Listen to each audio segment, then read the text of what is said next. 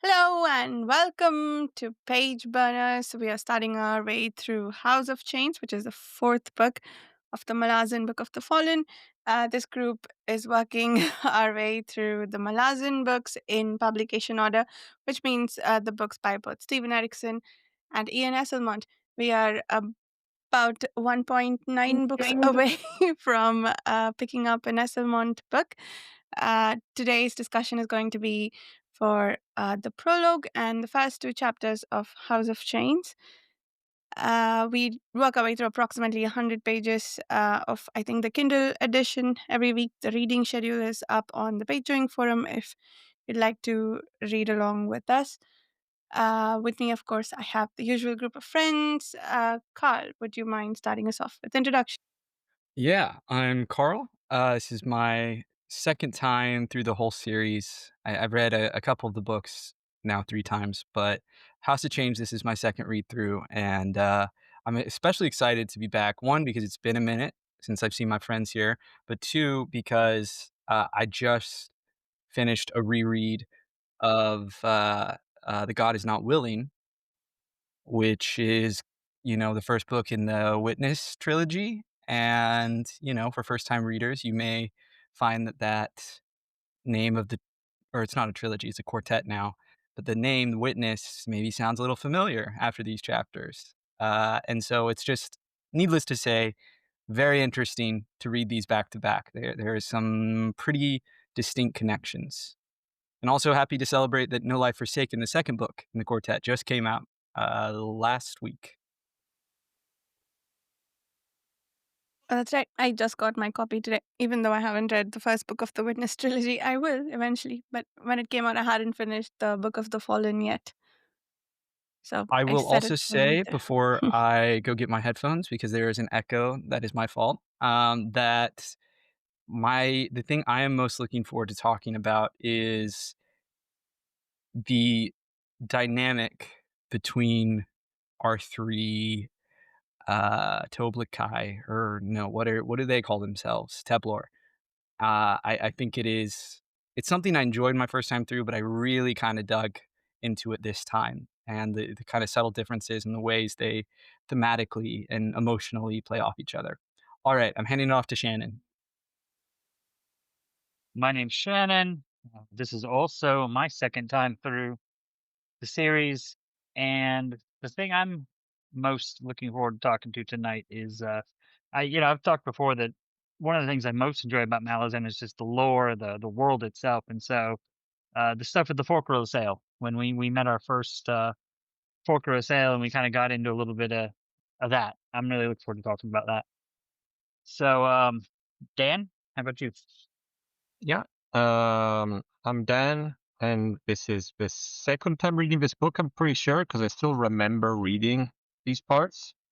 At some point, we're going to get to a part that I don't remember, and then I'll be like, this is where I stopped, but I'm not sure where it is. But what am I interested in talking about? I was going to say what Shannon said, but I can't say it anymore. So I'm going to say, I don't know, what am I going to say? Actually, I'm not even sure how far we were supposed to read until today. So maybe I'm. I Where don't want did you to read say until? spoilers if someone is listening and hasn't read that far. So I might skip that. Okay. For me, the thing I'm most interested in discussing is the thing in the prologue, what the hell that was. And yeah, I think we'll keep an eye on it to see how it ties together with everything else in the book later. I don't think we've quite found a connection yet, although there is a theory I want to discuss, but I'm pretty sure I'm wrong. But yeah, What's in the prologue? I forgot. No, I don't remember what happens in the prologue. there's a guy who gets cast off by his family, by his whole tribe, and sheared and Ah, tattooed as an outcast. And there's an They're ocean teased that is editor. new. We Yeah, we do learn that. Like, that's not a yeah, spoiler. They're we teased learn editor. that too, I guess. Yeah, and okay. yeah, I and see. he's left to drown in the sea. For some reason, I thought there was who's the guy? Who's the guy that's following Icarium? Mapotra. For some reason, I thought it It's was connected to him, or it was him or something. But it's it's probably because wrong. this character's name, I do believe we get his name, is Troll Singar. So Trell, Troll, Oh, that's that's that's maybe why. understandable. Makes Okay. sense. Is Wait, Mapo's name is Mapo Runt, but and he's a Trell? He is a Is this Trell, excuse She's me, yes. okay. Which mm. I believe the etymology of that is from troll. That Oh, I think so. I'm not 100% positive, but certainly my reading of a lot of the races as presented in the Malazan world are kind of rejiggered, subverted, playfully analyzed, takes on kind of classic Hmm. fantasy races, with the exception of, our Neanderthals, who are the Imass, and even then, they're kind of as I've mentioned, as we talked about, a play on the, like, undead horde.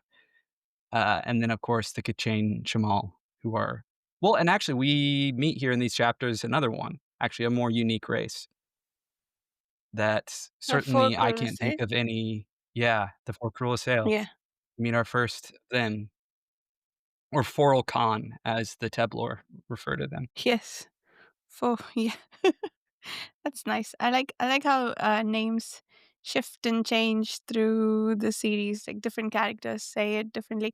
Like when we read Blood Follows, they were calling. But was it there that they were calling the Malazans Melzan, and uh Yeah, yeah, In Seven Cities, they Melvin. call them Mesla.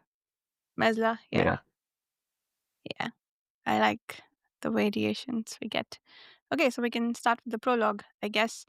Um, I guess the Before we do, question.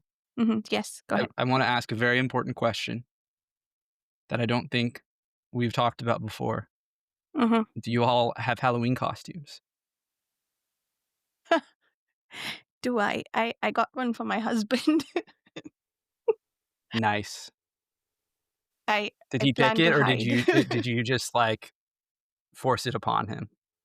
No, he does a really good Joker impression from the Nolan movies, and so he wanted Nice. to dress up like the guy. He's been saying he wants to for the last 3 years and terrify the kids who come home for candy. So finally, got it for him. So I plan to not be around when the kids come, so he can take all the blame for scaring them. Anyone else? Nice. No, unfortunately, no. No one else dresses up, doesn't go to Halloween party or anything? Okay. Well, I Hmm. do have a Halloween party I'm going to this weekend, and I am going as, uh I think I'm gonna go as, I'm still actually kind of trying to figure it out, but anyway, Palamedes Sextus from the Locked Tomb series, which I don't think anyone here has read, but, it's a bespectacled character, so that's always useful, when you wear glasses, especially masks, pain in the ass. I Do thought love you a were good gonna mask. connect it all to like you're gonna get go as dressed as someone from Malzahn, but I really should one of these days, but I just don't know who I would go as. Like, who could I just feel like they guess they would be, don't like, have a pretty very complicated. but there's no like unified like or like how to say like visual like everyone imagines this Yeah. character like that because there's no I don't know I mean, there's no a lot famous of the characters who representations. do have really distinct visuals would be really hard to do, and I will say I'm a fan of Yeah, relatively easy Halloween costumes. yeah. I don't wanna spend a bunch of money or, like, spend hours doing makeup or something. Right.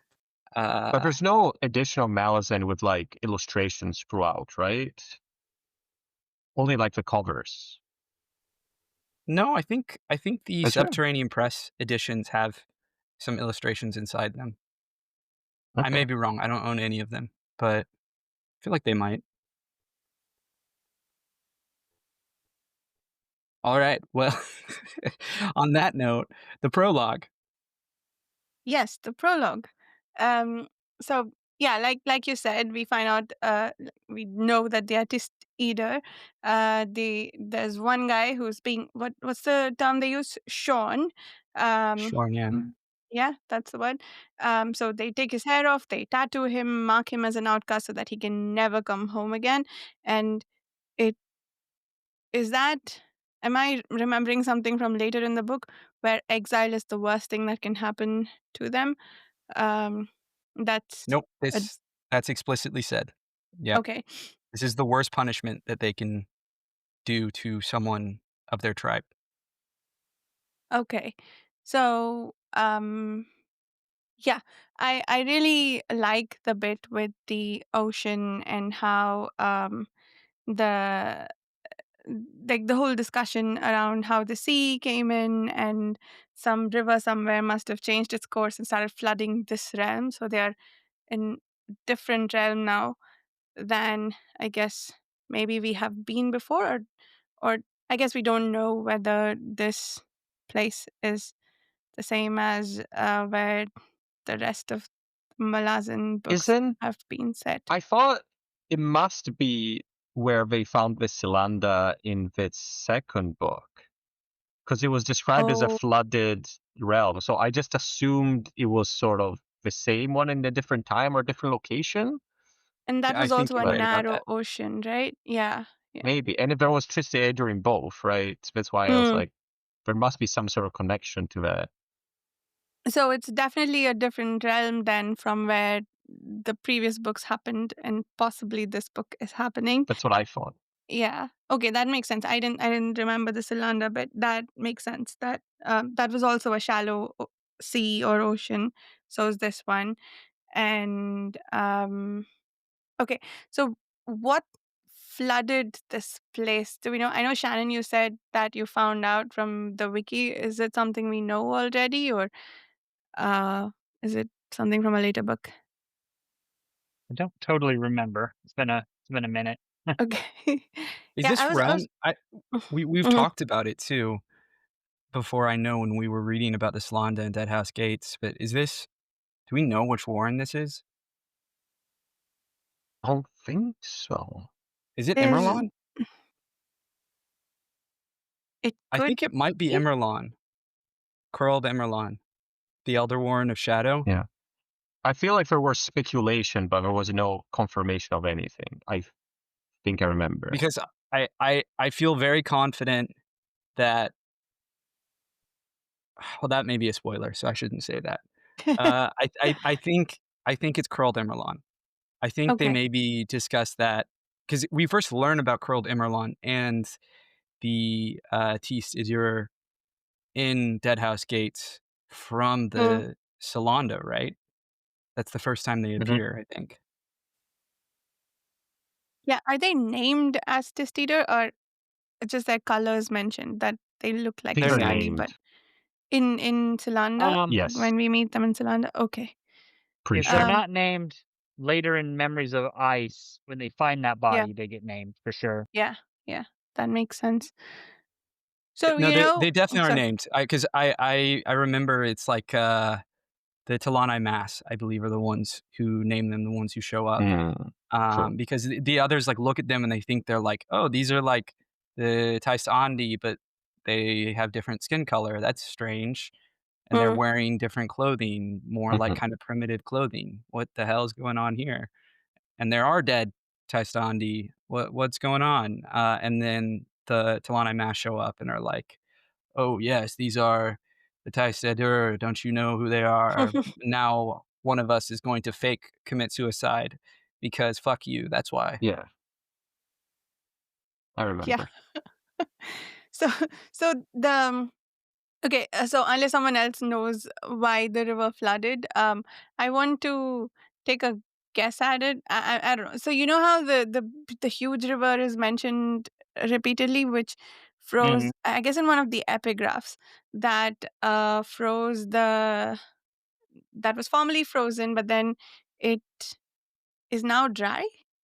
I think is that the river that flowed into the other realm and flooded everything and brought these bones up here and anyway, Wait, I'm sorry. I thought Which that was river? interesting. Yeah. There's a river on the way the Tablor make towards the lowlands. I think that's around where they find the Focrulaceae. That whole section of bones that they cross, I think there used to be a Mm. river flowing Ah, through that, very and interesting. there is no longer a river there.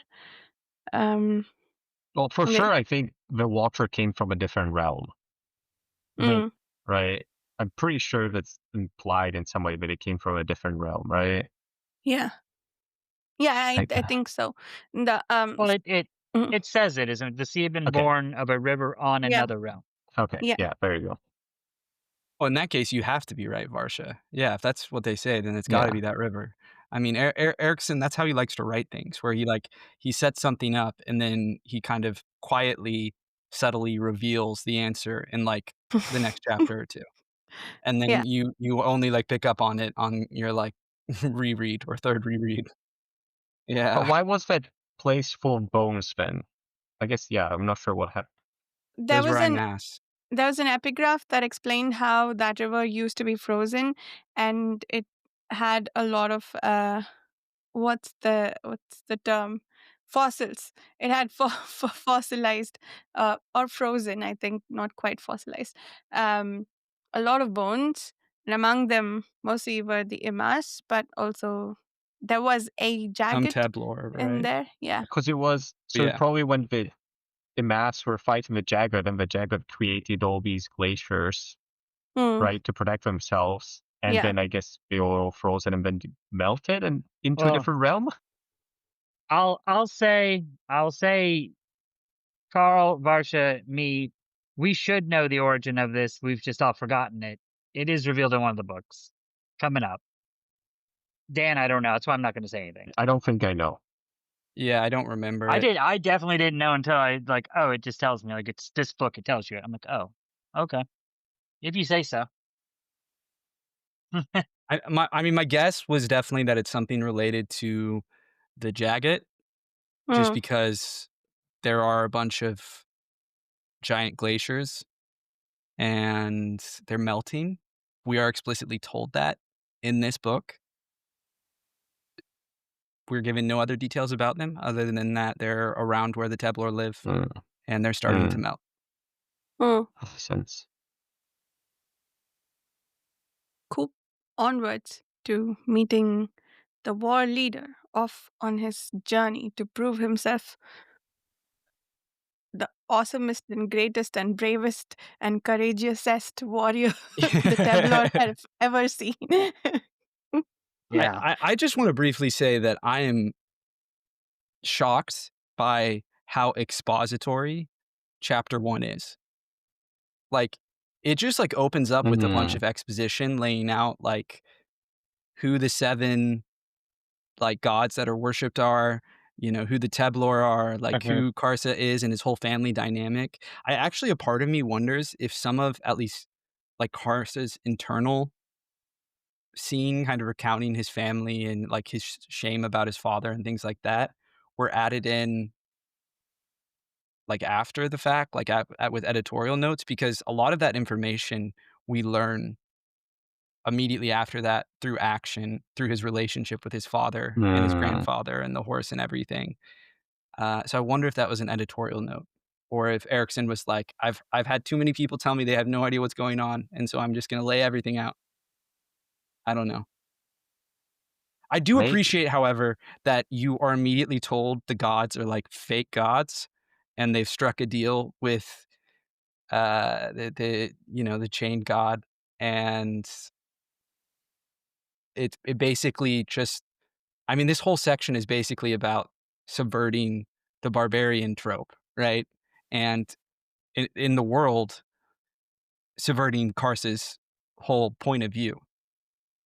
Everything's built on a lie, which they find out. They explicitly, like, that's a major thing that is that chapter 1 or chapter 2? It's in one of the chapters we read. Mhm. Both really. When they, especially Karsa. My favorite thing about Karsa in these chapters is we learn, he's modeling himself after his grandfather, Mhm. and almost no, not He's a almost liar. everything he believes about his grandfather's a lie. And I yeah, he love that comes so across the much. village who tells in chapter 1, and then in chapter 2 he gets to Silver Lake, and then it's just more of, oh yeah, we nursed him back to health. He was almost dead, and then he killed everybody and ran off. What a jerk. What a jerk. I mean, that's definitely Yeah, something that, he's like, he is just the worst in the beginning. Like, I remembered that, but it's still, like, hard reading about how much he just sucks. Like, he is the worst. Yeah. Well, even in the house with his dad, he's also being an asshole. Yeah. He say he says, "Yeah, but like you're my son, but like weak and you don't know anything." And then the dad's basically like, "We don't say anything," and after that, he's like, "Go away forever." Never, which was I do like that scene a lot. Yeah. Where he said we're done we're done. Bye. For the Yeah. yeah. I like how there's a lot of like kind of twists. Like it's set up in a way, and then it changes. Like how you would expect him, and the way he talks with like Karsa talks with his other members of the expedition. You would think like, oh, he says, oh, let's do this thing, and the other people say, no, no, let's be more cautious. Let's be all that. So you expect it to go bad, and then it turns out he's actually like pretty genius at all of this sort of thing, right? So like he's Hmm.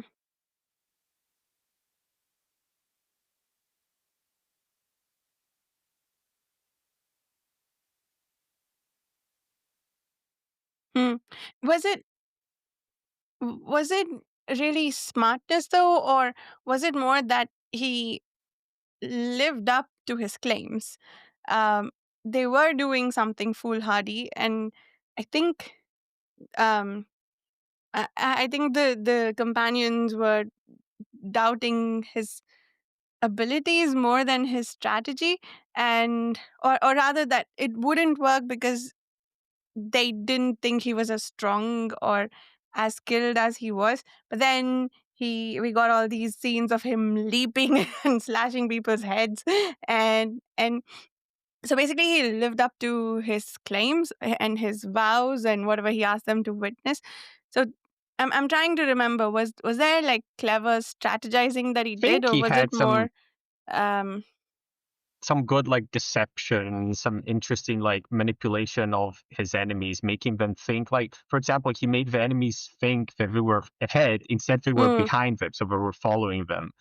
And, and he was making them think that he was actually someone else from a different tribe, not them. mm, So I think there was actually right. quite a lot like smart Hmm. tactics in what he did. You definitely see that Karsa's not stupid. Like, Yeah. he's actually very cunning, but he is reckless as well. Like, he's so driven by Uh-huh. this need to prove himself the baddest mofo around that, I mean, there is, like, one battle that he just explicitly charges into with the, I mean, what we find out are, like, slavers. Yeah, so it's Now, an interesting character, I guess, because the way it was set up at the beginning, it almost felt like Karsa was like you know, the stupid one or whatever, just the fighting guy, and then there's the other, the or fat guy, which is like, oh, he's the smart one, and then there's the tracker, which is kind of like the follower, but it's like he mediates in between them, sort of thing. But it turns out, no, he's like Karsa is actually like really smart, also. They're smart in Mm, different ways, yeah. Yeah. right? I, I think he even proves to be wise. Yeah, I think I see that now. He's You wouldn't think him to be smart because of how reckless he is, or I mean, it's reckless for everyone else, but I think he's proven himself to largely live up to what he thinks he can do. Um, he, I guess, he underestimates the strength of everybody else or the numbers when he reaches the lowland. But yeah, yeah, I We are did. given Go ahead. I was just gonna say, we are given important context to Karsa's power very briefly. Hmm. Uh, who says it to him? It's gotta be the Fork Rule of Sail, I wanna say, who basically says that Karsa's been chosen, and if she kills Karsa, someone else will be chosen. I and thought it so was there's the no fake reason. gods talking between each other that they said that.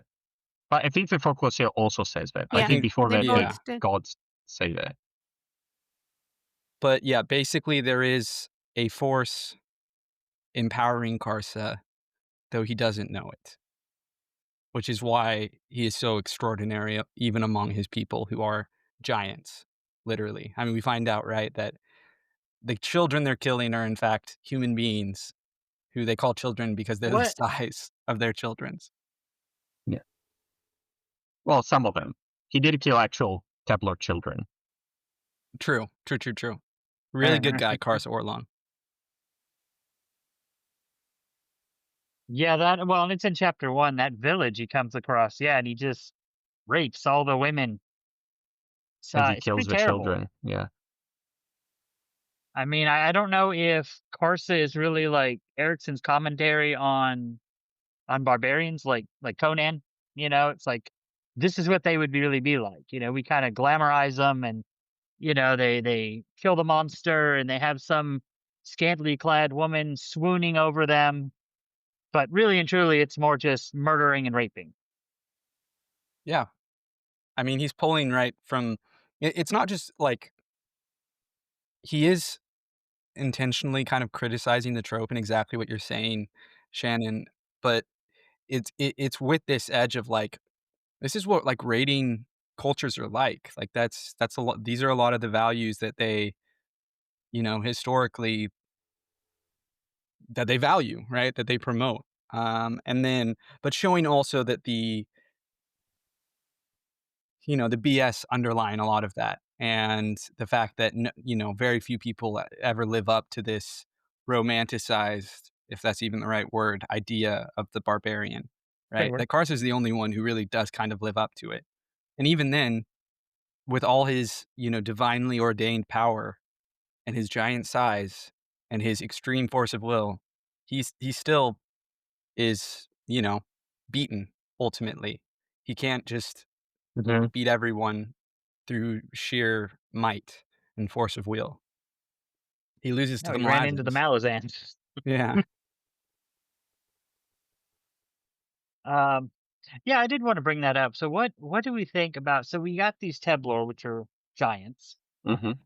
and at least this one tribe is completely, it looks like, sounds like, subjugated by who they call children, the humans.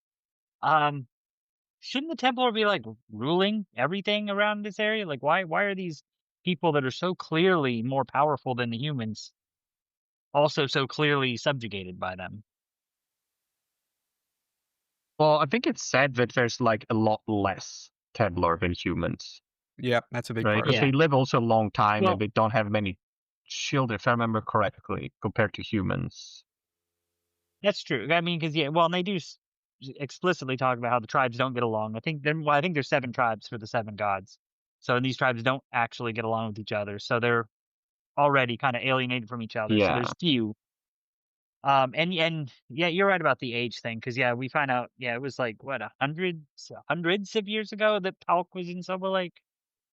So they must Yeah. age really slowly. Like, We also know that they are intentionally, or they were intentionally set on this kind of self-destructive path by the Mm. ancestor, right?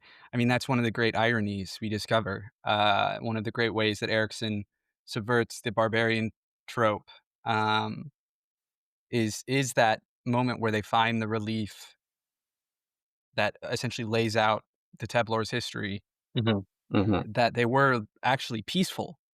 And they weren't just peaceful, they had greater technology. And one of them essentially decided to start a program of inbreeding and barbarianism. I forget the reason he gave, actually. I'm completely I was gonna blanking say, on that, break but that he had down some for us, specific Carl, because reason. that was Don't very remember. confusing when I read it. He had a very clear reason. He, like, explicitly states it, but he basically what decided that he needed to I'm not using this in the slang kind of offensive way. I'm using this in, like, the classical sense of it, but retard the culture. He wanted to turn back time and slow its growth. and Yeah, I that's didn't what because I yeah, mean, it Nakarian clearly had was something to do successful. with it. I wasn't Yes, yeah. totally following this part, yeah, because it was like yeah, so the elders described leading survivors of the Highlands after the devastation caused by mysterious beings called the Talana Mass. To preserve and purify their blood, he divides the families and scattered them, following the I think he laws of thought isolation taught by Akarium. So Yeah, I because guess there they're was a following carrier. the Yeah. yeah, they're following the idea. I think if I could be wrong about this. I would need to reread it to double check, but I think it might be he thought that was the way to save his people because they were, like, being wiped out. They were being Yeah, genocided by the Talani Mass, and so I think his idea was that if we make them not a threat because they're so backwards and so inbred, which is the answer to your question, Shannon, about why they don't yeah, conquer everything, why they've been conquered is because they're just stuck technologically, culturally, and they're literally inbred. And yeah, so, humans who populate really quickly and, evolve technologically manage to outplay them. I mean, the yeah, Malazans embody that, right? The Malazans are kind of like the embodiment of progress.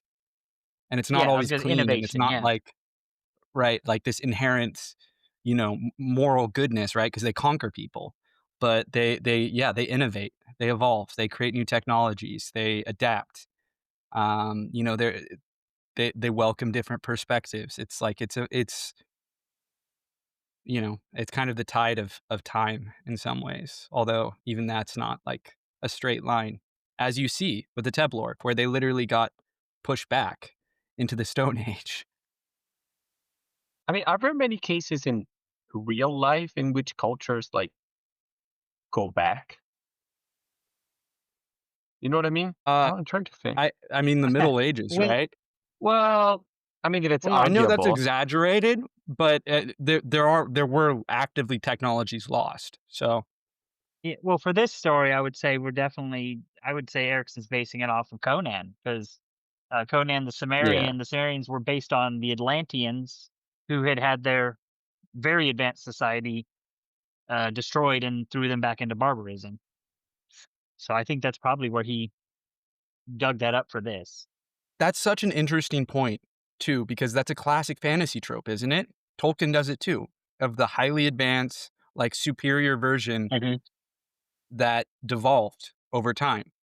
And this is like the first example of that we've really seen in Erikson's world. It, uh, it is kind of him playing on that trope, isn't it? yeah. I wonder if it's the first example. I don't. Well, it depends. I don't know. I don't know if you would consider the change Chamale like very different species, but it's still like the same idea of like a lot of technology that was lost. I guess. Well, and if we're talking about real life, I was just talking about this the other day to somebody because I'm a guy, so obviously I always talk about the Roman Empire. Um, Yeah. but like 1,000 years ago or whatever, you had these 1,000-year-old Roman roads that were still in existence in the Middle Ages that were amazing, but like the current roads were like goat tracks and falling apart because Yeah, they had lost the ability to make these great things. yeah, but I don't know. I always think that it's not how to say it's not like they lost the ability to do a lot of technology or they lost the information to do it. It's more like it was not relevant anymore for the society they were in to do those things, and they didn't have the organization. Like they didn't have an empire anymore, but needed these sort of things. I guess I don't know. I'm not sure that this thing that we see in a lot of fantasy narratives of this much more elevated society that collapsed and we forgot a lot of things. I don't know. It never rang true to me in the historical thing. I think it's just in my opinion, I think it's just a fantasy thing. Wait, but I aren't think there like it's the Indus Valley civilization and I guess the Mesopotamian civilization? Like there were things that we were I surprised think it's about that they had before, right? I think it's Uh, greatly exaggerated in fantasy. I Yeah. can meet you yeah, there, Dan. I could say that they exaggerate it because this is dramatic writing. Yeah. But I'm I with do think Shannon. that Yeah. there is something to be said about I mean, I think Rome is a perfect example. It was an empire that then fell and then got got broken in half, and it Yeah. never. I mean, it But it's didn't devolve into barbarism, no, but it definitely wasn't yeah. capable of doing the things it was once capable of doing. Yeah, I guess. But it's not like they forgot how to make steel or they forgot how to, make a glass or whatever. They could still do all those things. Like it's not like all this technology got lost necessarily. Like we see in a Lit lot of these, like here, this in a lot of fantasy, it's a complete Yeah, like they forget so much stuff, a lot of the right? plumbing and, like, like, Yeah, aqueducts and, like, those were I mean, as far as I understand, were, like, basically lost because no yeah. one kept them up. The cities crumbled over time yeah. and, Isn't there like a Greek libraries have been fire that burned. we Yeah, still don't Greek know how to make? fire is thing, but most of the stuff like Mm, plumbing, it's not like they didn't know how to do Like, it. It's more like they didn't have the necessary society organization to maintain it in an efficient way. So like if yeah, you don't have an empire, the people in the city cannot go to the mountains to get everything organized. Continue. You know what I yeah. mean? Like And there's I can agree with you with that, Dan, because like going back to the roads thing, I don't think they necessarily forgot how to grade a road. They just didn't have a military and the manpower to do it in. yeah. Um, Because I don't know, like a lot of the architecture, like the Gothic architecture that they did in the Middle Ages, like it was much more advanced than a lot of the Right. Roman architecture before. So it's not, I don't know. To be It fair, the was Gothic always, yeah, architect like, that's much later in the Middle Ages too. true. Like, when Very people true. talk about the Dark Ages, they're talking about, like, like, from the fall of Rome to, like, 900 AD. Fair enough. But I think I mean, I think you're right in a big way, and certainly it's not never nearly been as dramatic as, like, fantasy often portrays it, like Shannon said, Yeah. the kind of loss of technology, and it comes from this, like, civilizational, romantic, narrative of, like, when the Normans came and conquered, England, like, that's in the Anglophone world, like, is kind of where people start, like have treated it, historically as, like, civilization was kind of restarted after Rome fell, which is silly because, like, the Byzantine Empire existed, for most of that time, and, there was lots of, like, strong developing civilizations, but I do think there's some truth to, like, the idea that things degraded, and that I don't know if the technology was lost. I mean, I would be shocked if some wasn't lost just considering, like I mean, was it Varsha or who said that we, don't know how to make Greek fire and, like, libraries have been burned? Like, that's one of the classic, warmonger things to do, destroy the knowledge, because knowledge, empowers people. But which I get to circle back is kind of the point, I think, of the Teblor, is that they have been intentionally set back and intentionally kept ignorant and weak. And we are seeing and insulated, right? Hmm. And we are seeing them come up against kind of their polar opposite in the Malazan Empire now, and specifically through Karsa Orlong. We'll see where his story goes. have we seen any other Publici so far in the series? Only one I can think of is that I can't remember his name, but that the mage that was in love with Nightchill. He was supposed to have True. been part something, whatever. Clearly, it was a Publici, whatever he was.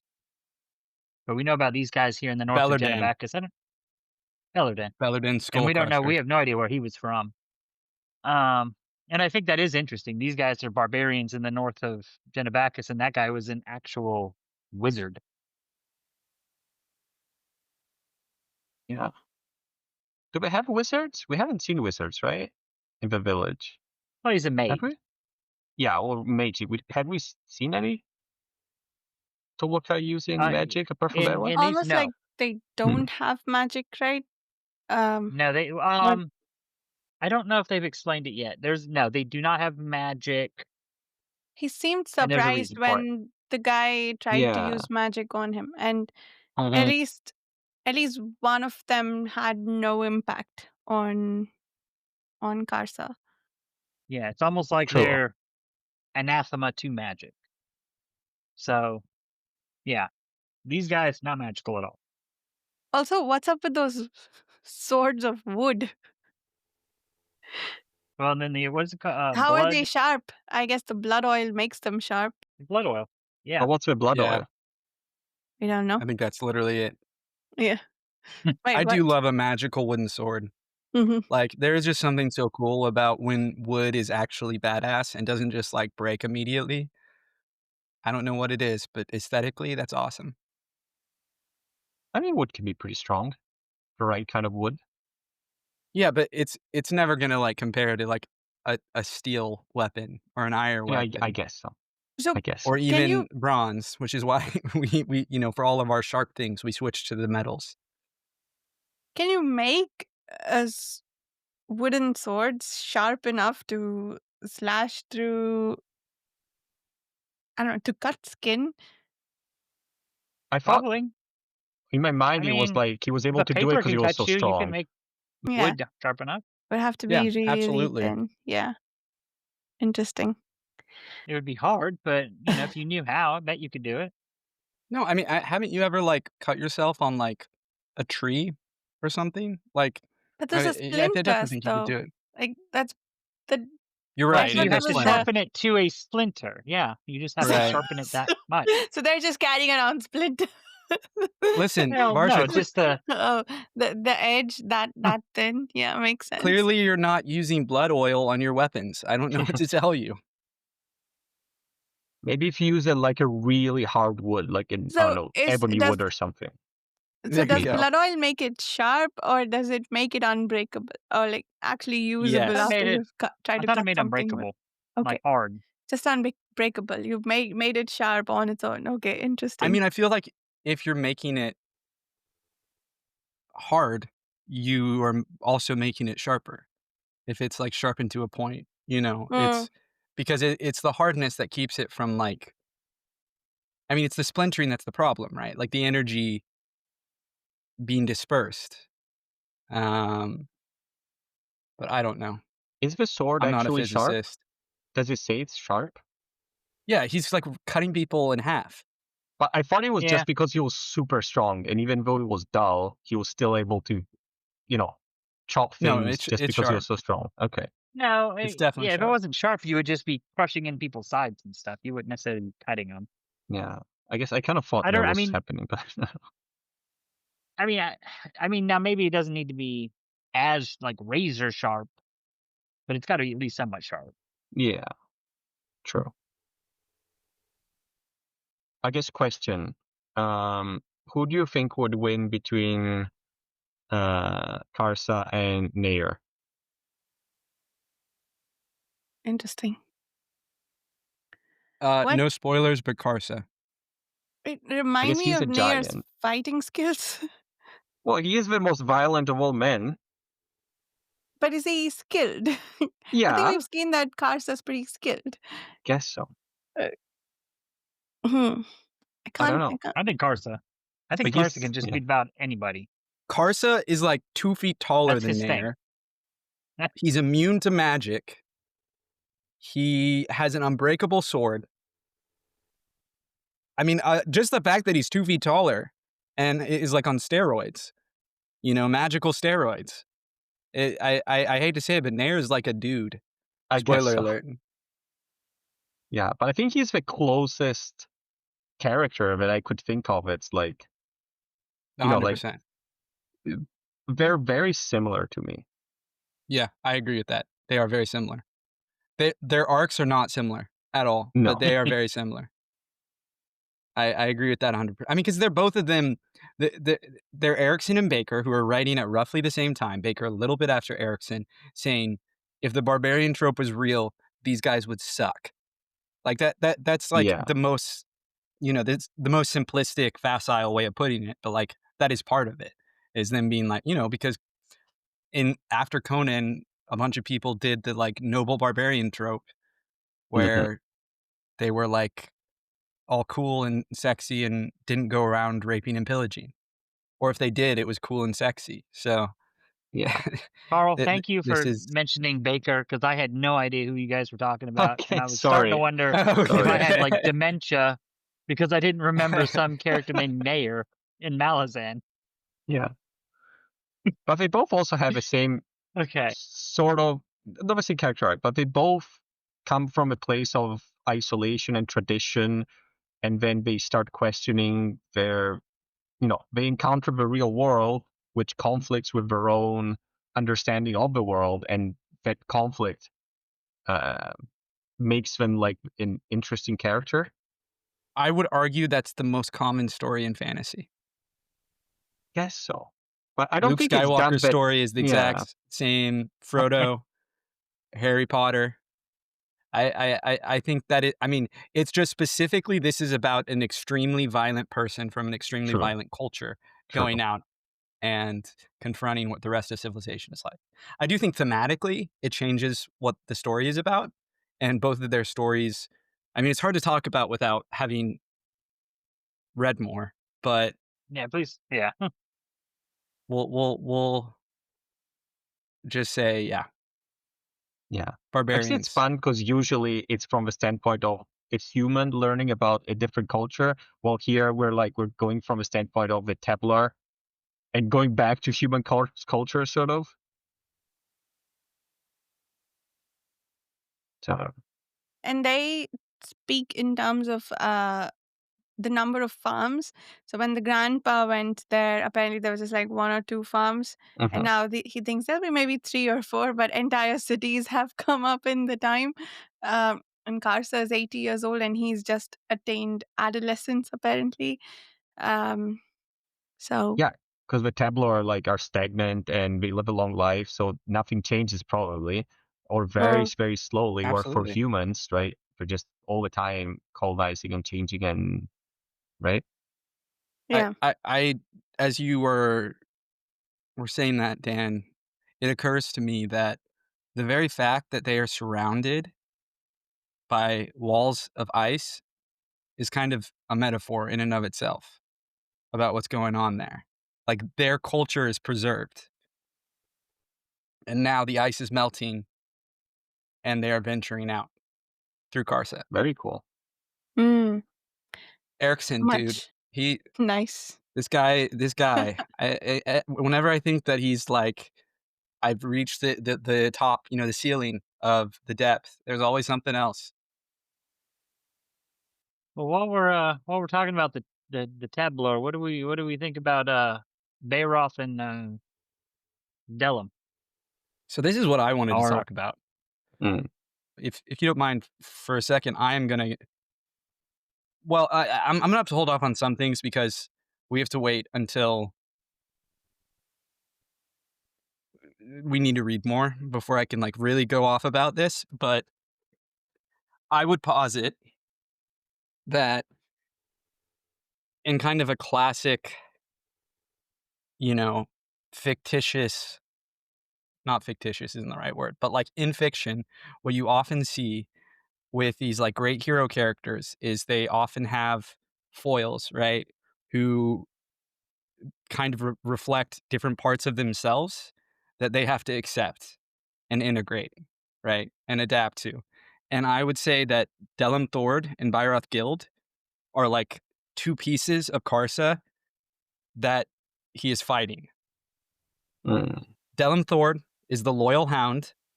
We literally see Yeah. this when he is made into effectively a dog. yeah, And Byroth Guild is the intelligent philosopher, the Mm. critical thinker yeah, who is yeah. I actually found able I to really woo women because he is sees them as people and isn't just all bravado all the time. And I think they are explicitly there and have Mm. those traits very specifically because those are the parts of Karsa that he hates the most that he has to accept. Being loyal, being a follower, not being the top dog, and being a critical thinker. and nice to women. Yeah, I really Bayroth, I really like his antagonistic and yet still following relationship. Like, his last words Me were, too. "Lead me, war leader." It's even though he had not very long before that tried to kill him. Like, just the way I enjoyed that dynamic of like, I'm following you, but I also think you're stupid, but I'm following you. I think it also it has that added depth of like And Carso was very threatened by him because I think in some exactly. ways That's what I Bayroth was is gonna say. who he Yes, wants to be. Like exactly. Well, Bayroth, yeah, I I think Baroth has what he wants to have, but he doesn't understand why he has that. okay, I think he actively looks down on. I mean, he like at least that's how he talks, right? Is he's like you think too much, you prevaricate, you're a coward, blah blah blah blah blah. You need to be a real warrior, a real man, and like go out and just like kick ass and take names and take women hmm and blah blah blah. And don't doubt what you're taught because what you're taught is the truth and all of that stuff. And I think is so rich, with meaning and pathos that Byroth does. He kind of is living the life Karsa wants to have, with the exception that he's not the war leader, but he carries all yeah, these traits that Karsa views as like feminine, you know, as I mean, lesser. it yeah, is symbolized by the woman back at the village, right? Which is with Beryl, Exactly. right? Dallas, Dallas, right? And he's like, well, now that I'm gonna do all these things, I'm gonna go back, and then she's gonna want to be with me. But that's not how it works. It's so yeah, funny that he we know has just been going around like strutting his stuff, showing off his peacock feathers, and she and Byroth have been like laughing at him behind his back, and he has no idea. And he has no idea that they're together. And he is hmm shocked when, she basically is like, "Yeah, I'm pregnant with Byron's baby, and we've been yeah, in love, and we actually think you're kinda dumb in a funny way." yeah. When Bayroth and Karsa get into it, that my favorite burn was Bayroth going, I followed you in all things, but with Dallas, you're gonna follow me.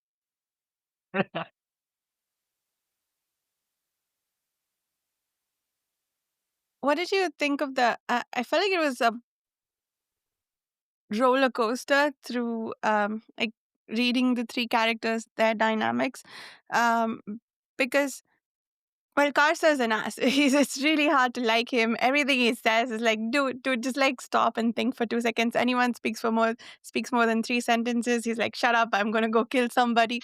Um, but but then he does something successfully, and Beirut and Dalem are, like, um you can see them change their minds about what they Hmm. think of him, or the surprise that Karsa doesn't know enough to find mildly insulting, to when he says, "You surprise me, war leader," and so on. I i thought that was interesting because those bits made me like Karsa more. Like, Hmm.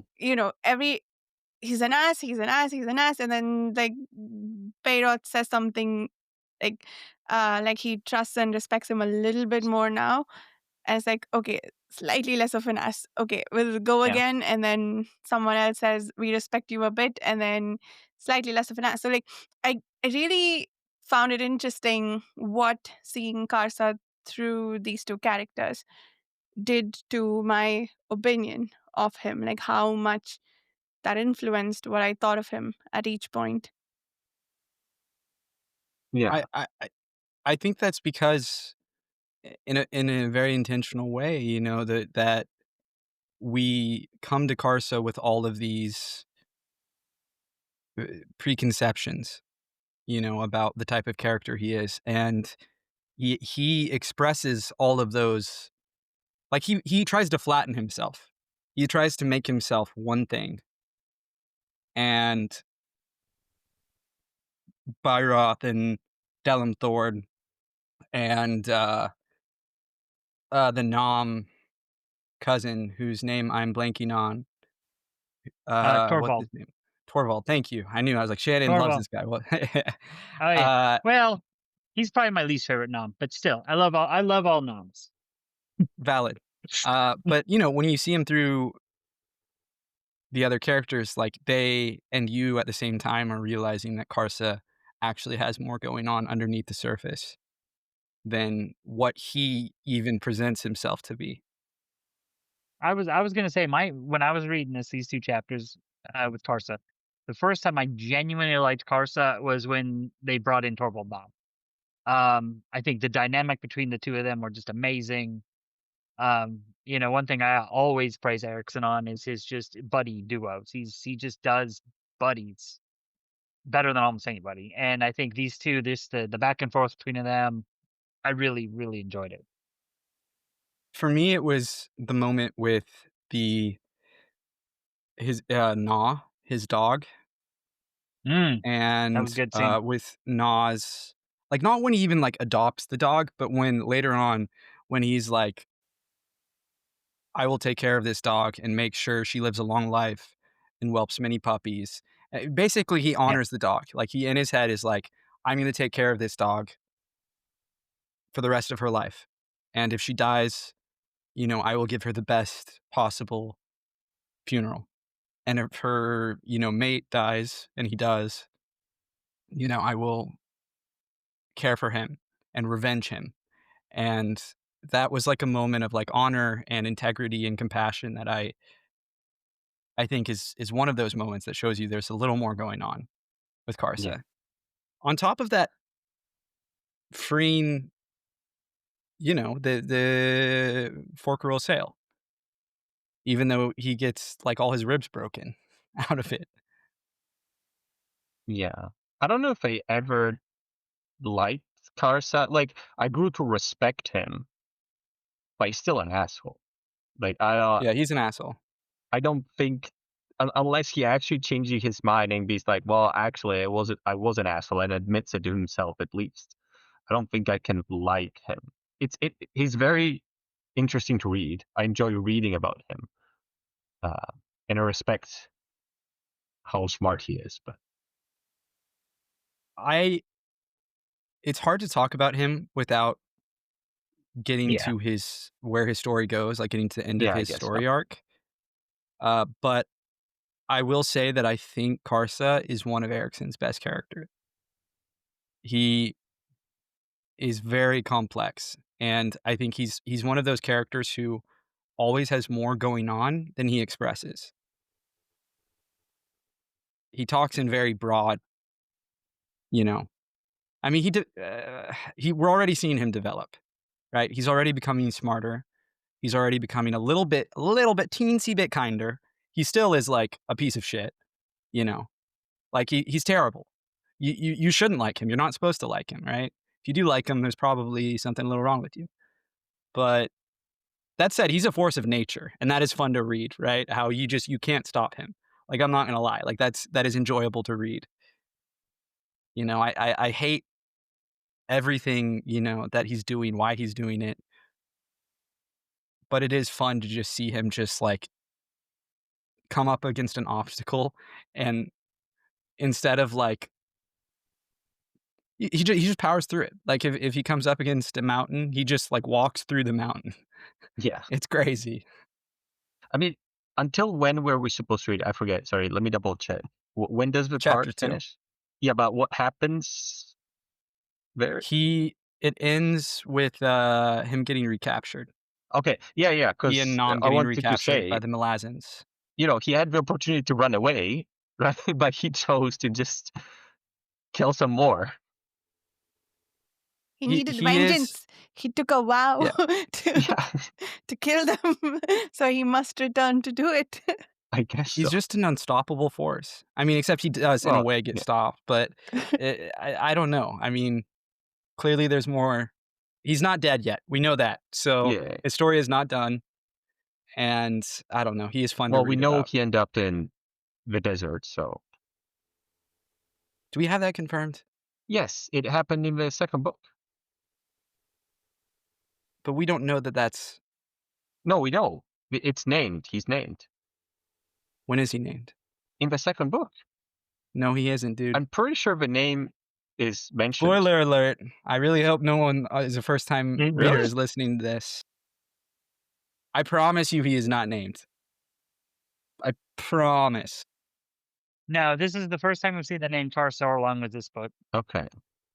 Well, That other maybe guy's called Toblakai. I just assume because, who else could it be? I don't know. There are other Teblor out there. I guess. Paladin Skullcrusher. I What are you guess. talking about? Man, Toblakai has a big tattoo on his face. Tarsa doesn't have a tattoo. It ain't him. Prove Sure. Yeah, I don't know. I don't believe No, it. but I Seems know like a how different books person. work. Okay, listen.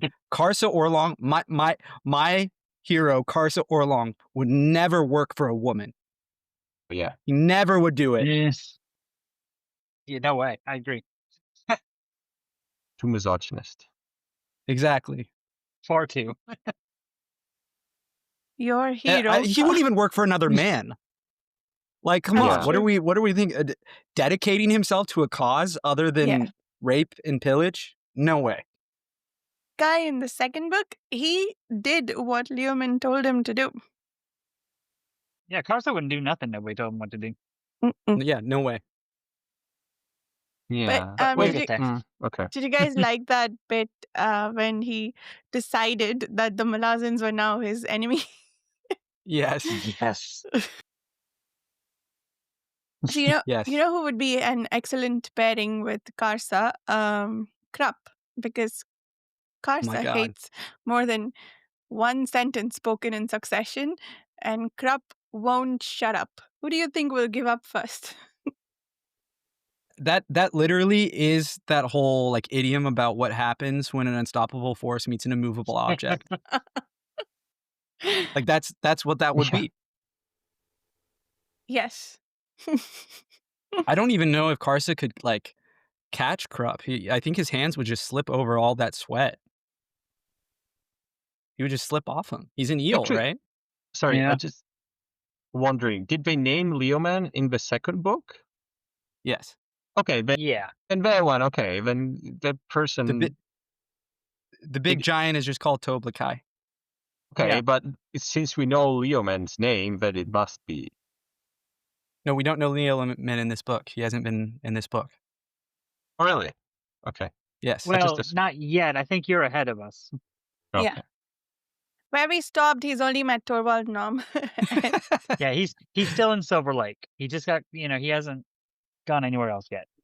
Oh, fuck. Oh, yeah, now I remember what happened. Because I was like, I Now read this Okay. 3 Now I weeks understand why you're ago. talking about this. I read this 3 weeks ago, and I remember finishing the part. I was like, oh, I really want to read the next part. So I read like half of the next chapter. Yeah. And then I forgot I did that. No, he literally just got beat by the Malazans. That is the last thing that happened. Yep. Okay. Captain He was like, Kindly. I'm going to We kill met you Captain all, and they Kindly. take him out. Yeah. That's Yep, right. he met Kindly. Lieutenant Porce and Captain Kindly. Captain Kindly is the I bald one. loved. Yeah. I love the whole. This guy was trying to bribe me. Lie at the end. He's Yeah. like, "Oh, this guy was trying to bribe me." He's like, "No, you solicited him." It's like, no, that's not how I remember it. Very fun. Yeah, that whole section was hilarious. Yeah, we get the idea that Kindly is very by the book that way. Like he's, and you can maybe even use that against other people. I felt like they were both playing the same charade. Like they have done Yeah. this before, and it's just like get Yeah, they them in were. trouble. It said Yeah. that like they were both kind of dancing around it, Yeah. and then I forget whatever Horn announces whatever, but he realizes Kindly's back, and he's like, "Okay, well the game's over." You know, it's too late now. Yeah, that was funny. Yeah, What I else really enjoyed happened? that. Dalem turned into a dog and then died really sadly when So, Bayroth was okay. saying- Yeah, go ahead. Well, before we get Dalem, because how did Dalem get turned into a dog? So they find a forkful of sail, That's right. Yes, I was going to say, we got to talk which about is that. really. I mean, I love that scene, but I will say, just stepping back a little bit, that is kind of weird. So was there a forkful of sail under this boulder for we don't know how long, and I guess some humans were coming to it and maybe getting magic off of her or something. I'm not sure. Like there was something about that in there, but I'm just like, how how has nobody tried to move this boulder in like I don't know hundreds, thousands? We have no clue. Many Mm. years since this thing's been here. Because It just most seems kind of people are random. not as dumb as Karsa Orlong. When they see something trapped under a boulder, they say, "That's probably there for a good reason." Well, he didn't want to free Yeah, her, right? Wasn't it it was Bayroth. Beroth? Yeah. Yeah, Bayroth was the one that wanted to free it. He was kind of like iffy about it at first. I do think it's a strength thing too. Like, it is a That's true. legit It took all three boulder, of Mm. them. so yeah. And they tell you that this tribe is bigger than the tribe of Teblor that are actually in that region. So yeah, these three are Mm. bigger than the average Teblor plus their yeah. So I mean, there is something to it, Was it but I just I was Ikariam and the Talani Mass who put Mhm. it under That there? Is was that the right? yeah. That's what she said. Yeah. What's her So name? yeah. What's So her so calm. Calm, that's right. Yeah. So yeah. So we meet calm. Forfa Lasalle. So apparently this is another ancient race, and they've got describe them, Carl. Like they've got extra joints, Yeah, they have extra basically. joints. They're, like, blue-skinned. They have, like aren't their eyes, like, all black or something like that? Maybe. I know they're They really are weird. Like big. you were saying, like I Yeah. can't think of another No, they're fantasy race aliens. They're that very really looks like thin. this because very thin, human sized. Because yeah, we get kind of told that like the That's Tem right. horse is still way bigger than him. Because I think That's because right. they're so thin, I kind of imagined in my head they were tall and big, but no, not really. Yeah. No, you're right. That is correct. So yeah, they're really interesting. And so this one, you know, that she came to bring peace, which we find out before the end. The peace was death. That's Yeah. she was just going to kill Yes. everybody, I guess. And so yeah, so the Talana Mass and Icarium put a boulder on top of her, just left her there. Yeah. Have we heard of them before? I feel like we've vaguely heard of We've them. had the name, yeah. Yeah. But not in a good I want to way, say right? all the way back in the first book, they did actually mention this being like a founding race, like Mm. an Yep. ancient race, in the same way as the Talana Mass Yep. and They're everybody. definitely But we they're in don't. the Hmm? dramatis or they're in the appendix of Gardens of the Moon also, the For Cruel Sale Okay. as, yeah, one of the 4 founding races. I don't think we've really been given any history about them. Mm-mm. This is the I don't first think. Yeah, I time don't we're think really we've been hearing given about. anything. They We seem just kind know of the evil a name. bit. Or maybe it's just this Well, one. well, if your idea of peace is murdering everybody, yeah, that's not great. Guess so. But it is peace. I mean, if everybody's dead, you know, they can't argue anymore. That's true. Not gonna be a lot of fighting after everyone's dead.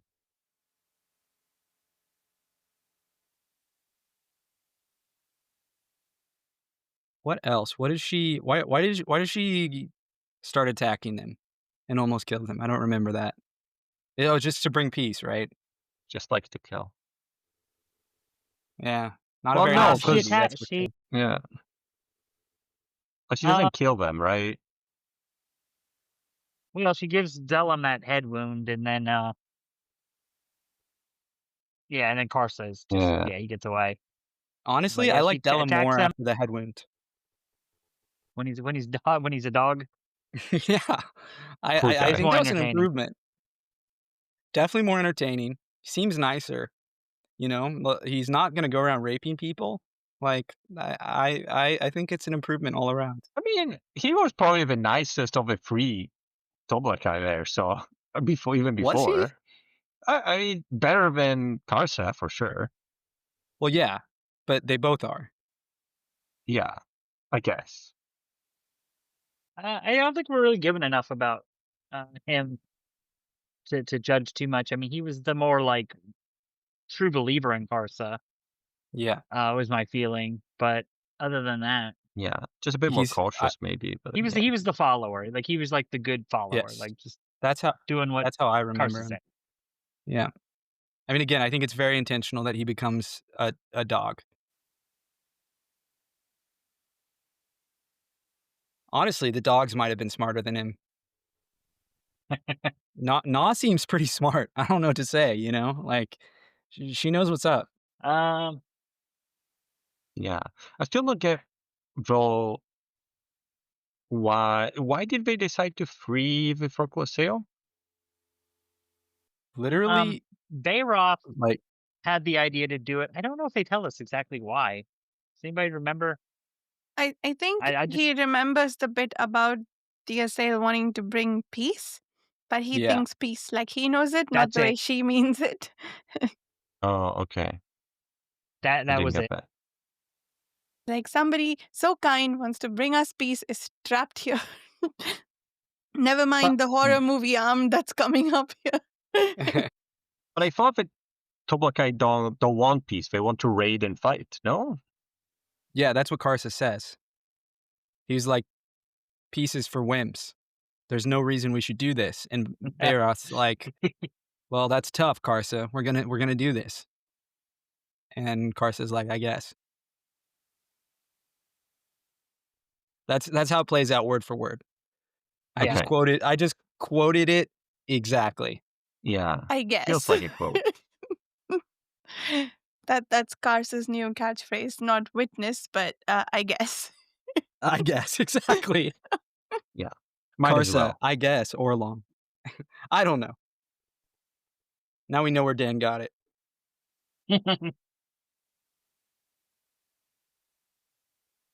Anything else? What else? Oh, we haven't even talked about the 7 gods. And Yeah. we, like, briefly did, Mhm. but that's, like, right at the beginning. They're Talani Mhm. Mass, and they weren't gods. They were losers and outcasts who the Templars happened to stumble across their, like, graves that were actually, like, signs of how much they suck, and they Mm. decided, "Hey, maybe we should worship these people." And so they did. and I and they mean, sacrifice their yeah. defective children to them. Yeah, Uh, yeah, from inbreeding, all of their, sad, deformed babies get yeah, sacrificed. Well, they're actually and not dead. They're just in making another tribe of deformed Toblakai. they were ghosts, weren't they? Were they? I thought they were ghosts. The gods are ghosts, yeah. The No, I mean, no, the yeah. the the the, the children who were sacrificed. Um, they see them off as Karsa and Co leave the village. They all of Karsa and Bayroth and Dalem's siblings who were sacrificed see them off, but I they thought are they were Wait, dead. still yeah, were they alive. ghosts? I I thought they thought were they were alive ghosts. too. I I thought thought they they were were alive. ghosts. Interesting. I thought they were abandoned there at the gods, and then there's this other god or whatever that just picks them up, and she's making her own tribe of, and then she like scars half of her face or something, Yeah, I think right? you're right. Oh, That's what I remember too. okay. I thought she was We doing think that they're with all their dead, but they're not. souls, not actually like raising them. Is that what she's doing? Is she raising these children? Think so. I don't know why or Hmm. how they haven't figured out that they're still there because it's a Interesting. whole group of people, but They're very sneaky. I mean, But they can't how be do that they sneaky know if to they're see them looking off? down at them, you know? Like, Yeah. yeah. Okay. Yeah, that maybe makes more sense Yeah. than them being ghosts. I'm wondering if it's like half of it, like, how do I say? It's like a social construct, as in they're like dead. Like they know they're still there, but they're dead for the tribe, and they don't talk about them. They assume they're dead. It just, I don't know, something Oh, like I mean, that. yeah, the tribe Yeah. definitely literally thinks they're dead. Oh, do Like, you think so? that Okay, is definitely true. okay. I wasn't sure if they just really knew they were dead, or they just treat them as dead because that's how they just say they're dead, even though they know they're alive in the woods or whatever. I like think it's like Charles Singer from the prologue. Yeah, yeah, something like that. it is an interesting parallel there. that they both have this exile or sacrifice being kind of a well, it's different. I guess the context is different. It's a Oh, punishment in the prologue for the Teist Eder, but it's Yeah. more of a sacrifice. It's not really about the children, it's about the gods Yeah, Yeah. why do they and the which do is this? Templor. Well, I don't remember if they really got into it. It's because she's Sibel or whatever, the unfound. So these are her found. Yeah, Like they give the defected ones to her. I don't know. don't I you? guess that's Yeah. just their solution to birth defects. Yeah, Oh, so all the sacrificed ones are all the ones with birth defects. Oh, I see. Okay, okay, yeah. They don't make that clear right at the start. That's explained later on. okay. I get it. I'm trying to figure out. I'm going on the wiki, trying to save you the risk of spoilers to see if we can figure out what the answer is here. But let's talk about other things in the meantime. What else is there? what else? So Karsa has, I think we're up to 3 potential children in these 2 chapters. We got a pair of sister aunt and niece from that first village, and then ours also the girl that gets blood oiled in Silver Lake. Yeah. Is she gonna come up again later in the books? I feel like some that might come up again. It feels like the way it's set up, it feels like It her does or feel the like child. it's something that could come back up. Yeah. A half But tableau or yeah, because something. he is positive that he impregnated those first 2. So that just kind of jumped out at me as like, oh, so we got potentially 2 children of Karsa right here. Yeah, I feel I like hate the that only they're thing we can really say I hate about that is that those women are definitely pregnant. We know that yeah, much. The we know text that tells much. us that. How do we know that? I guess they say that, but It literally says it. It Yeah. literally says in the oh text, like, yeah, there's, like, true. an omniscient narrator point True, true, true. that his seed took. So blood oil makes your wood hard, but also drives you sex crazy. It also makes your Oh wood hard. yeah, I thought you were gonna say Yeah. that. I thought you Also were gonna makes say it your makes wood your wood hard. hard, but also your wood hard. So Well, because it also affects women. I mean, come on. But That's yeah. yeah, true. like that's an interesting How would you say it for women? It element. makes your blade sharp and your no, that doesn't make sense. That also sounds phallic. Not Yeah, going there. it wets your okay. Jesus. It definitely I mean, we see it drives you into, like, a frenzy, right? Well, for hmm humans, at least. No, I mean, even the Templor, it affects them less, but they still have a reaction. Yeah, drives you into like a berserker rage, but also Exactly. makes you Yeah. super horny. Yeah. Yeah. I wonder what it is. What is blood oil? What could it be? I We don't know if definitely we've can't been talk really about that. told. We Or have what do you not. think it We could be? definitely can't. No, we can't talk about that because you do find out. Really? Yeah, Okay. yeah. You will find out. Okay. I thought it was never gonna get explained or something. It does. This is crazy how hard it is to find out where is this lost tribe of are they ghosts? Are they surviving children? I think Yeah, rereading I it, hit the wiki up too. It didn't really tell me much except they're yeah, just the found. I found the section and it's unclear, but I think it's more clear that they are alive now because except if the god is not really alive, I don't know who's raising them. It says Urid born, Urid sacrificed. They were bloodkin to Karsa. In their 4th month of life, they had each been given to the faces in the rock, laid down by their mothers in the glade at sunset, offered to the 7th embrace, vanishing before the sun's rise. Yeah. So they didn't die. So they weren't killed. I thought they were. I Mhm. misremembered that. They were just placed near the rocks and then they had vanished. Yeah, So maybe yeah. the god quote unquote god was Yeah. raising them. Yeah, that's my feeling is that I was wrong earlier. There's not 7 tribes, there's 6 tribes of, Tabor, and then the Mm. 7th tribe are these birth defects that are given to this one, and they're something It can't separate, be something different. that goddess though, right? Because we're explicitly told the 7 wake up, that they were dormant and they awake at the beginning of the book. Like they're basically Are we told they that? I haven't don't been remember that. like functioning for like thousands of years. Hmm. That's definitely a thing. I mean, I would have to reread it, but I remember being like, "Oh, wow. They've been taking a long nap." And like I don't think they're actively they haven't been like even while they've been worshipped, they haven't been actively helping the Templar out. It's like it like Yeah. literally is a completely fake, you Well, know, it doesn't cult. Yeah. need Symbel or whatever to be active. If she set it up, and she set up this kinda organization, then she can go Right. dormant, and they can just keep running in her name. Yeah, I mean, I guess my question is, yeah, who takes the babies? Is it the other Or the other. unfound? Yeah, I Probably would the assume. others, yeah. It has to be a I fully also functioning tribe, right? yeah, Yeah. I think it's actually kind of beautiful in a tragic way that they honestly probably have better lives in their weird little tribe of outsiders than they would within the Oh, yeah. tribes. They Like, they would probably you just be killed otherwise. Like, exactly, like, Yeah. it you know that these tribes, with how they function, they would not treat them well.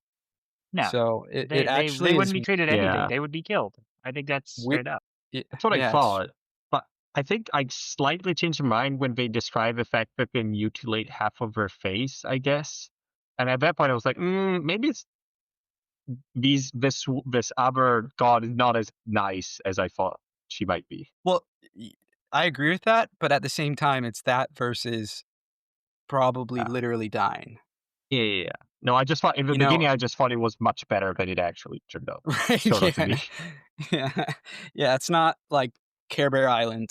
They're Yeah. not a reference I ever thought I would make, ever in life, to be honest. That one definitely I don't know where that came from. I don't know, but just believe, man. Believe and you'll save them. Yeah.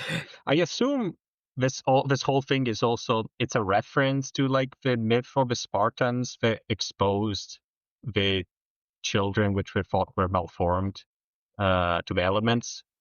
It's not just the Spartans. A lot of cultures have done that. Yeah, but yeah.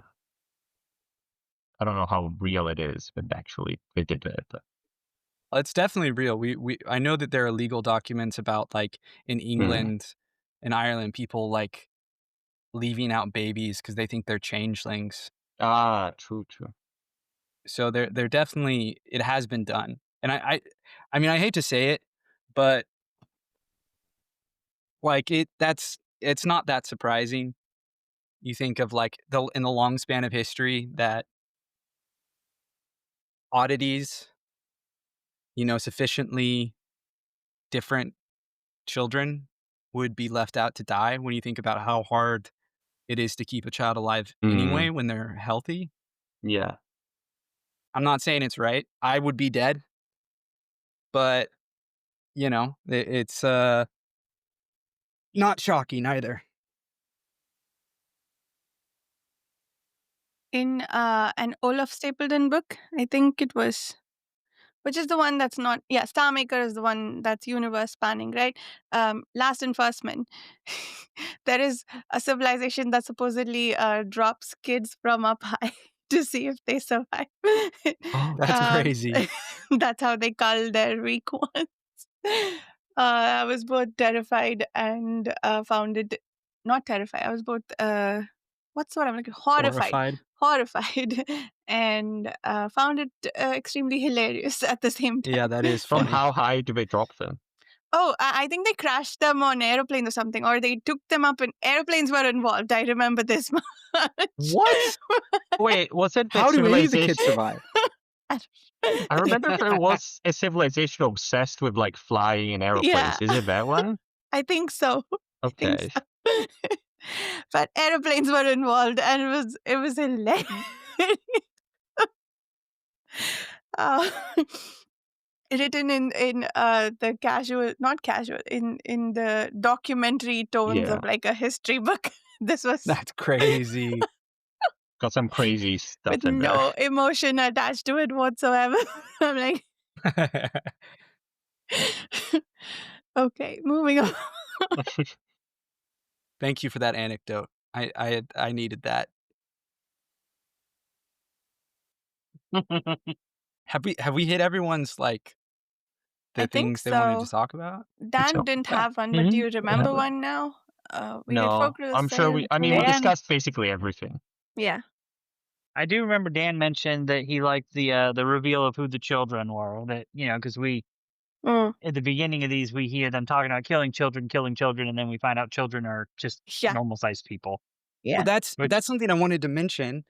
Do you guys know the story about the origin of Karsa Orlong? And, okay, so, Erikson and Esselmont, like, started this world, originated this world with, like, playing D&D, and then Yeah. D&D turned into a different role-playing system called GURPS. Mhm. And they kind of went their separate ways and played with different groups of people. And in one of the campaigns, I cannot remember the guy's name. I feel bad, but he is thanked in several of Erikson's books, and I do believe he's one of the early readers. So if you go to the acknowledgments, you can find his name. He's been interviewed before. He was interviewed on the 10 Big Books podcast that like read through the whole Book of the Fallen. And basically, Erikson had them like create these characters, and this guy's character was like a barbarian, a classic barbarian. It's Karsa Orlong, right? And he opens up their very first session and he tells them, all right, so you go down the valley to kill children, and didn't give them any context, no context whatsoever. And gradually, as they were playing, they found out that the children were humans and they were giants. And so this Very this cool. whole thing we're reading actually has been gamed. I don't That's know pretty where the cool. gaming stops, but this actually has an origin point. Yeah. It does make sense, I think. It also feels kind of contained a little bit, like an adventure sort of thing. So I can definitely see that. That's another thing. Another anecdote. I've listened to so many Erikson interviews at this point and read so many. I mean, he's just it's always fun to listen to him. And hopefully we'll get him again on the podcast soon. But he said the reason why he decided to open book 4 like this was because he'd heard from critics that they Yeah. didn't think he could stay engaged and write one character, one point of view for an extended period of time and keep it interesting. Mm, That he just wasn't a good Mhm. enough writer to do that. Apparently, this was a critique going around after the first 3 books. And so he said, screw you. I'm going to do Yeah. several hundred pages of just that. And so this is what we get. Yeah, I have heard that one before, and I love that. That this whole Karsa Orlong, well, book one of this book is just an fu to his critics. It's great.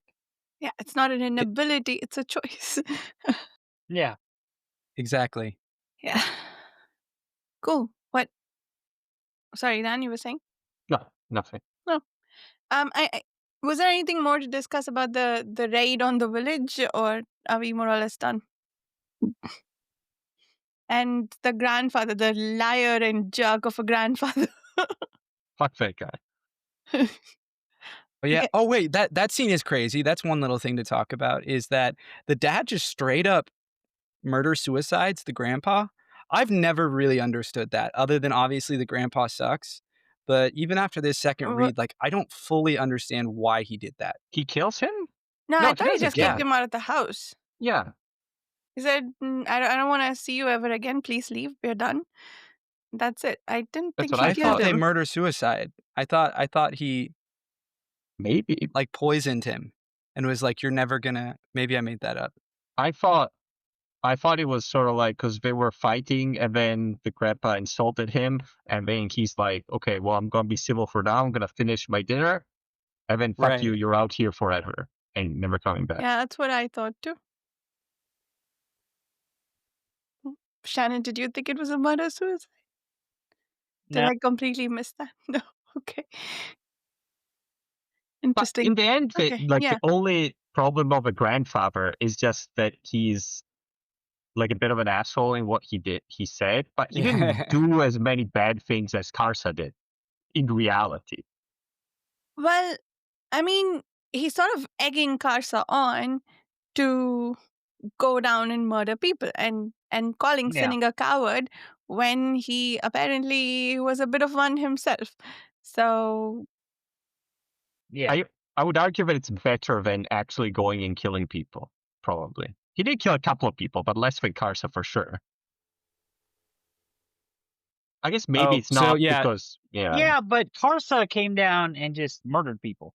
This guy came down half starving, pathetic. They nursed him back to health, and then he killed them. Like he's worse. Like that is this guy true. sucks. Like he's not even as powerful as Karsa. Like he's just yeah. pathetic and then kills people. I'm pretty sure he killed a lot less people, like an order of He magnitude did less kill a lot. people. I will agree. He probably killed a lot less people. He betrayed them uh, after they gave him food. I feel like we know enough about Karsa now to say that he probably Yeah. wouldn't do that. I agree I with mean, he that. did deceive a bunch of other Tabler into thinking that other Tabler were the ones attacking them and were probably gonna fight each other. I don't. Like war tactics. Is that the I Yeah, I mean, same think what they that's as were different. tactics, they were. I What mean, they're all Yeah, terrible but things. I'm not trying to defend anything. I'm just saying there's a certain, like, if you look really closely, squint really hard, there may be some like morality and integrity in one case that is completely lacking in Well, another. Yeah. I No.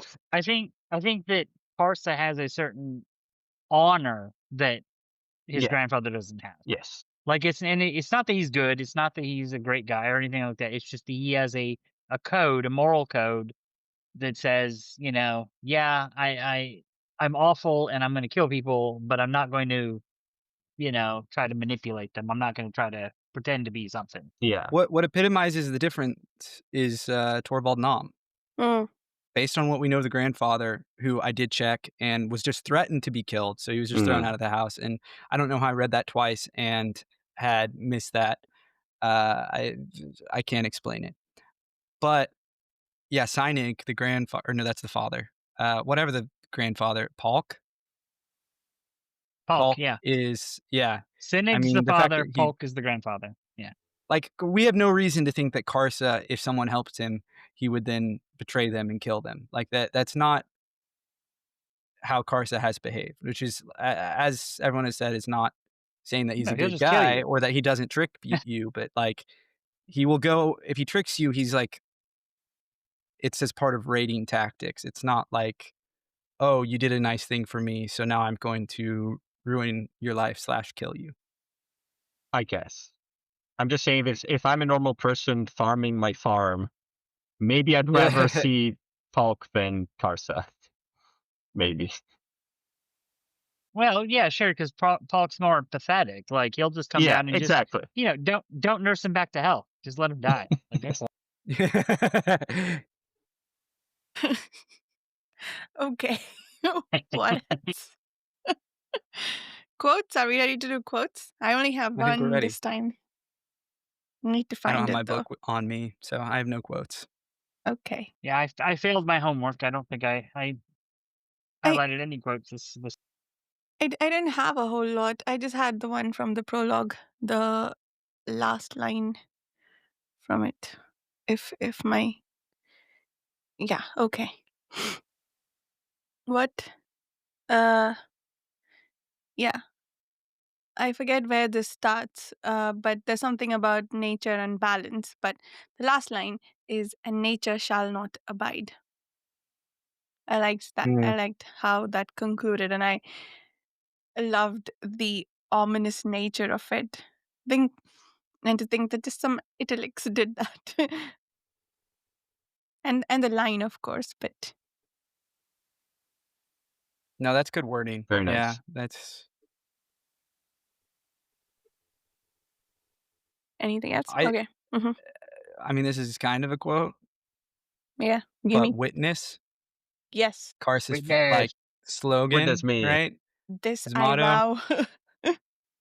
What'd you say, Dan? Witness me. Yeah. What does it It's mean? no, No, it's witness me. yeah, it's Oh yeah, Mad Max. witness. Well, and I think it's great because we know in this world, um, with ascendants, like that's actually important. Like witness, Mm, like see me do great things. Like I very don't true. know if Carson means it necessarily in that way, but I think it fits with the general world that we're in. Like No, I mean, he definitely means it in a related way that, like, he wants to be famous, he wants to be Mm, remembered for all of time, and I think the theme of witnessing is one we've already, I think, Mhm. explored in different ways and will continue to explore, I can say. I don't think that's a spoiler. Yeah, no, The whole idea of witnessing someone or something is very potent. important. Yeah, Yeah, it's very important. I mean, going all the way back to book 2 when we met, oh gosh, what was their names? The, Truth and, uh, Who? what's his name? The Marines, yeah. what's his name in Truth? Oh, Truth, But anyway, Stormy, Gessler. Stormy. yes, Truth and yeah, Stormy and Gessler, it talks about how close they are to ascending, and it relates that to how famous they are. Like, right. oh, they've done all these great deeds, and they're so close to ascending, and so it's yeah, witness me, like witness, and like that can lead to godhood essentially in this world. Well, I can see Right, Karsa becoming ascendant. and what does it mean to go unwitnessed, you know? If a tree falls in the And forest and no one's around, does it make a sound, right? Yeah, yeah, yeah, it Kinda does. old classic philosophical, but, like, talking like, obviously in a literal way it does, right? But I Yeah, it think does. we're in the, like, but in this emotional. world, does that matter? If you do something Yeah. amazing and nobody witnesses you, did it really matter? Like at least as far as ascendancy and that like power goes. And not just in terms of power, but, like, if you do something noble, sacrifice yourself, and nobody ever knows about it, what does that mean?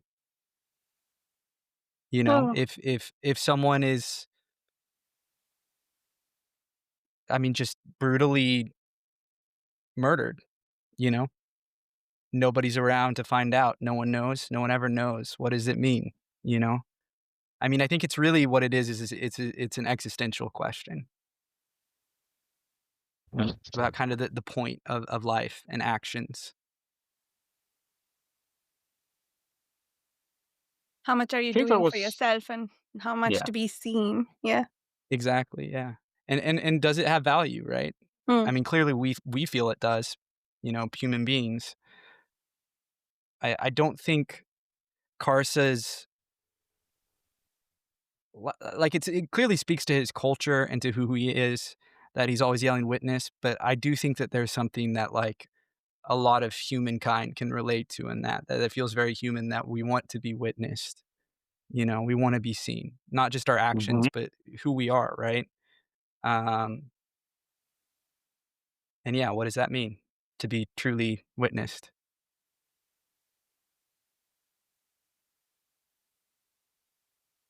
I don't know. Well, there was another quote also from Karsa. What was it? Something like I don't know, or maybe. What you had a quote before, right? But yeah, I guess. I guess. Yeah, Yeah, that that was a was good quote. that one. Yeah, that That was Yeah. a was a good good quote. one. My favorite. Takes the cake from nature shall not abide. Just short, to the point, I guess. really Well, I End speaks of to think his when discussion. I character. I Yeah. think in these chapters, my favorite Karsa quote is going to be near the end of chapter 2. It's when he's talking with Torvald Nam, and he says, "You talk too much, Torvald Nam. I'm ready to turn this log once more." That Yeah. was nice. And then Torvald says, "Damn, I was hoping you'd forgotten about that." They do have a funny dynamic. Uh, it's good. Yeah, you talk too much. That's the other Karsa thing. Always enough words. Yeah. Hmm. Enough Yeah, talk. he doesn't like words. They talked about him with Krupp, but honestly, him encountering Malazan Marines is also. I mean, he said Yeah. they're his mortal enemy now, but like those Marines never shut up. No, They're they just don't. always talking. Yeah. That's fair. Oh, well, lots of Karsa with talkers coming up next week. I think we're going the next 2 chapters. Let me check. Cool. Yes. Okay, nice. Nice figure things. Says Chapters 3 and which will 4 take Get us us to to the the end end of of- book 1. There we go. will take us to the end of book 1. So that will happen next week. Once again, if you're following along with us, please check out the Patreon forum. That's where we do all our planning.